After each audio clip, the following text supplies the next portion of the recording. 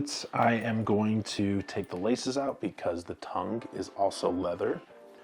So I used to get scared of getting leather wet, and true, you don't want to hose these down or throw them in your bathtub, but you can definitely use a damp cloth to wipe them off. I'm not going to spray these down with water before I start wiping them, but a damp cloth is perfectly fine.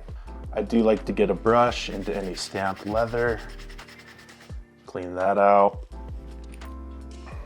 and then any of these other hard to reach places. Okay, now I want to hit this with a hairdryer, put it next to a fireplace, by a sunny window. Not only will it help it dry, but it will also warm up the leather for our application. A good way to know if your leather is ready for conditioning is just to put your hand on it. If it feels cool to the touch, then it is probably still colder than room temperature. You want it to be at least a little bit warm. I've seen advice about conditioning your boots once, maybe twice a year. But in the case of black boots, which absorb a lot more of the UV rays from the sun and get a lot hotter, I'd say do it more often, especially if it's a motorcycle boot that you're riding with most every day. You're exposing it to the elements, rain, snow, a ton of sun, maybe salt on the roads. I'd say do it more frequently.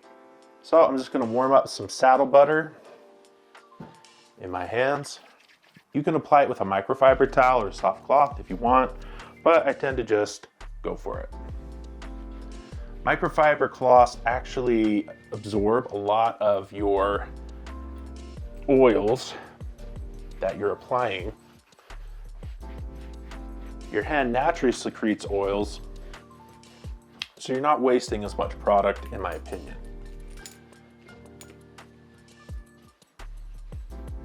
And this stuff smells good. I don't care if it's on my hands.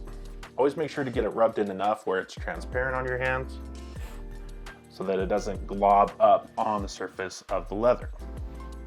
Now ideally you'll let this sit overnight and really absorb into the leather, and then the next morning you can buff it with a microfiber towel or a soft cloth. But you can already see a marked improvement in the before and the after. Next time I'm going to talk about the oils that you do not want to put on leather at all costs. Subscribe for more EDC content.